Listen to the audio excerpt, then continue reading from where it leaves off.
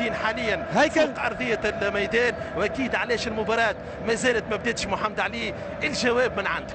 شكرا لك هيكل. بالفعل المباراة ما زالت ما بداتش الى حد الان، بما انه السيد رضا شرف الدين رئيس النجم الرياضي الساحلي متواجد على بنك الاحتياطيين بالنسبه للنجم الرياضي الساحلي، في حين مسؤولي الترجي الرياضي التونسي اصروا على انه ما يكونش موجود على بنك الاحتياطيين. وكما قاعدين تشاهدوا الناس الكل، فما اجتماع ما بين يوسف سريري مدرب المباراة وايضا عواس الطرابلسي ومسؤولي الفريقين الترجي الرياضي التونسي والنجم الرياضي الساحلي. ها نحاول نعيشكم على الاقل شويه في المباشر، نعيش الجماهير شنو الحوار اللي قاعد يصير او قاعد نتبع في عواز الطرابلسي. هيكل قاعد يتوجه مباشره الى بنك النجم الرياضي الساحلي باش يطلب من السيد رضا شرف الدين مغادره مقعد الاحتياطيين. يبدو لي وانه السيد رضا شرف الدين مصر على انه يتواجد على بنك الاحتياط. نحاول ناخذ شكون عضو جامعي بلال الفضيلي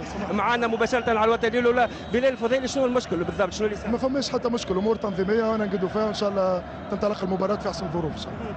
كما كنت تسمع هيكل هذا بلال الفضيلي العضو الجامعي.